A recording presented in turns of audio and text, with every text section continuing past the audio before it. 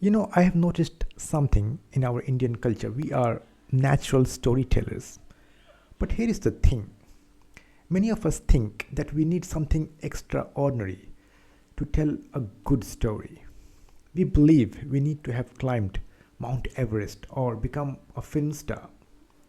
We think life is too ordinary. Nobody will want to hear my stories. I'm here to tell you that's not true. In fact, there are only three simple ingredients you need to become a great storyteller. Not more, just three. And today I'm going to share them with you. Let me tell you why this matters. A few years ago, researchers at Stanford University did a study. They gave students a choice: learn facts on their own or listen to those same facts wrapped in a story. Now, the results. The students who heard the facts as stories remembered 93% of the information. Those who just studied the facts alone, they remembered only 13%. That is the power of storytelling. In our Indian workplaces, in our families, in our communities, when we share stories, people listen, they remember, they connect with us deeply. So today I want to break down three misconceptions that stop us from storytelling. Then I'll give you the three ingredients that make storytelling simple. Finally, I'll tell you when storytelling works the best.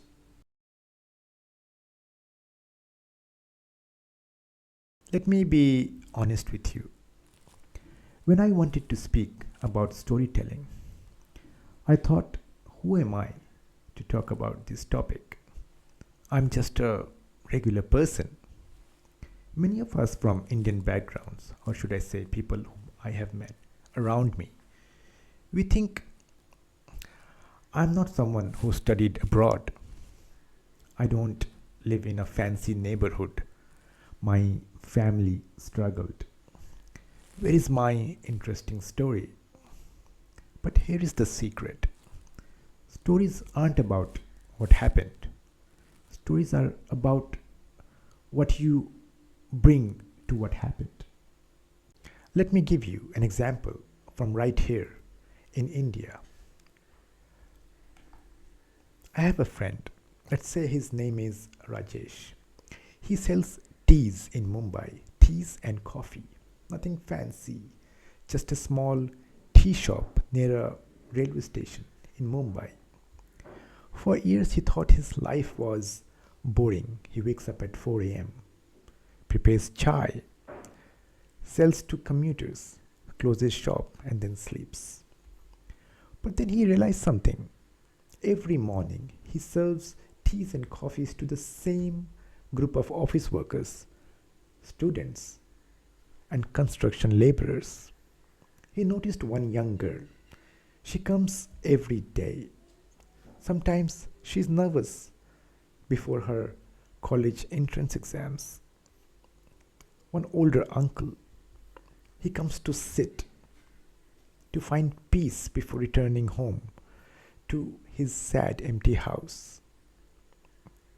Rajesh realized he's just not selling tea. He's serving a moment of comfort to people. That's the power of perspective. His ordinary life became extraordinary because he saw meaning in it. So don't wait for something wild to happen. Look at your life right now. What's the meaning in your everyday moments?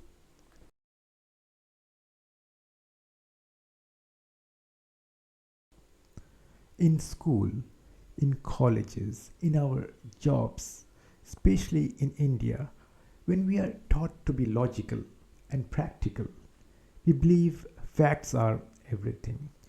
We are told, stick to the numbers, be professional, don't tell stories. But something happens when you use only facts. People listen, they nod, and then they forget. Within 5 minutes, they have forgotten what you said. But when you wrap these facts in a story, they stay with you. They become part of how you see the world. Think about it this way.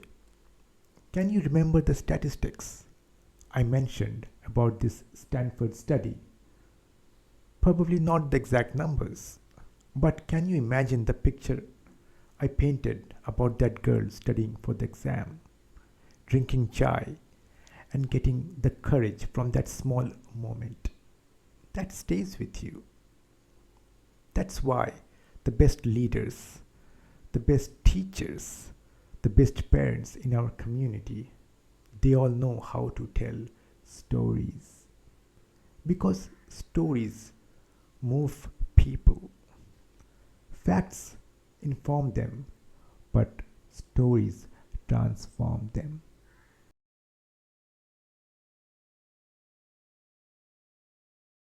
Here is what I want to say to my quiet friends, my introvert friends, the ones who think I am not very talkative. This isn't for me. Some of the best storytellers are quiet people that I know of. They are quiet because they listen more, they observe more, they think about what they are sharing before they share it. And you know what? That makes their stories more powerful. Not because they are loud or energetic, but because they are thoughtful and real. Storytelling isn't about being the loudest person in the room, it's about having something meaningful to share and sharing it in a way that touches people's hearts.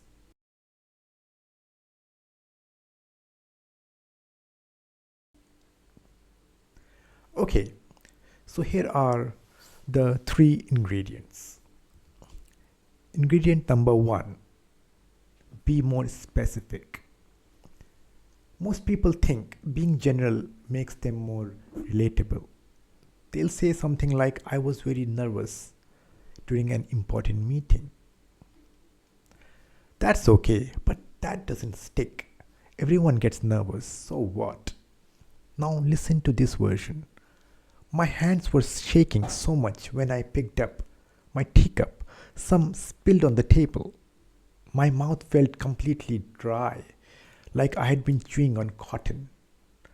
I could hear my own heartbeat in my ears, louder than anything else in the room. Do you feel the difference? When you add specific details, what you saw, what you heard, what you felt, what you smelled, your listener doesn't just understand your story, they experience it. There is a reason for this. When you describe something specific, something beautiful happens in the listener's brain. They start to imagine it, they start to feel it too. So here is the rule, use the five senses. Ask yourself, what did I see? The fan in the office was making the old creaking sound. What did I hear? The ticking of the wall clock. What did I smell? The strong smell of the samosa I had eaten nervously before the meeting. What did I taste? My mouth was dry and bitter. What did I feel? My shirt was sticking to my back from the sweat. And what did I feel? The emotion, that wave of fear, the moment of doubt. Each detail is like one brushstroke on a painting. Together they create a picture that people can step into.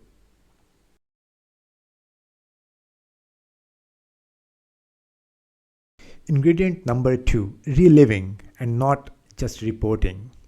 Here's what most people do wrong. They report their story instead of reliving it. Reporting sounds like this. So I went to the office. I was nervous. I gave my presentation. It went okay. That's true. That's accurate. But it's flat. It's like reading from a Wikipedia. Now, reliving sounds like this. I walk into the office. My heart is already racing.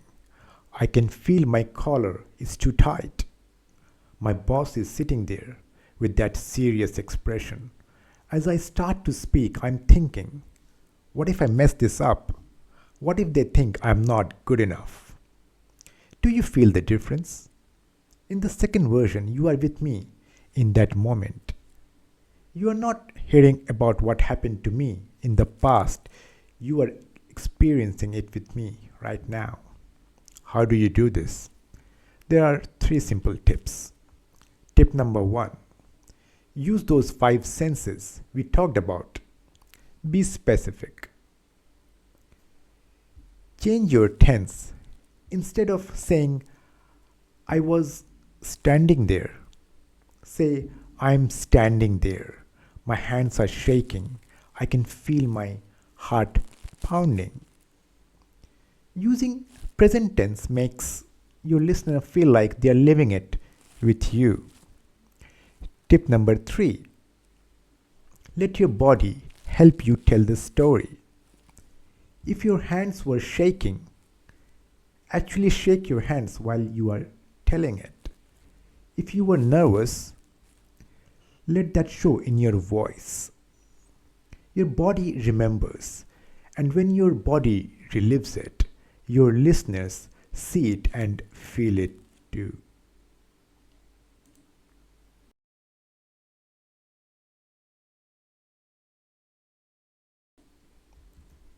Ingredient number three, share the meaning. This is the most important one. This is where most storytellers miss the mark. A story is only powerful, it has meaning, if it teaches something, if it changes how people think. Without meaning, you are just entertaining people. And in 5 minutes, they will forget you. With meaning, you are teaching them. You are giving them something to think about. You are changing the way they see the world. Here's how it works. After you tell your story, you say these magical words. The reason I am telling you this is because. That's when your listener connects the dots. That's when they understand why your story matters to them too.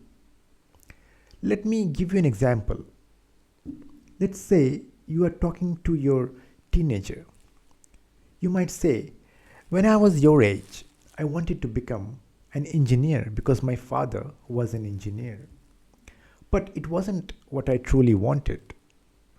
I didn't have the courage to tell my family, so I spent years being unhappy until I finally changed my path.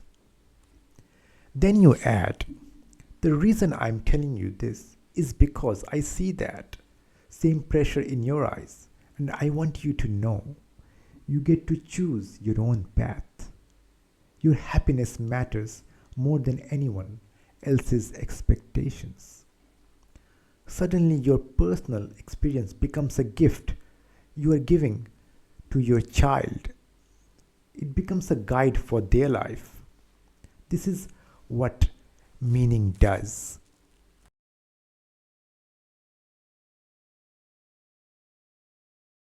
One final thing, know when storytelling works best. Here's my simple rule. If you have 15 minutes or more with someone you want them to know, truly remember what you said and feel connected to you, tell a story. But if someone asks you, can you deliver the report by Friday, and you have only 30 seconds, don't start a story, just say yes or no clearly. Mastering is knowing which moment you are in. Sometimes people need a clear, direct answer, other times they need a story. As you become better at this, you will know the difference. Your life is already a story. The question is, what story are you living? And what story do you want to tell? You are the author of your life. You are holding the pen. So start today. Pick one story from your life. Find the meaning in it. Make it specific. Relive it when you tell it. And watch how people listen, how they remember. Watch how you touch their hearts. Thank you for listening.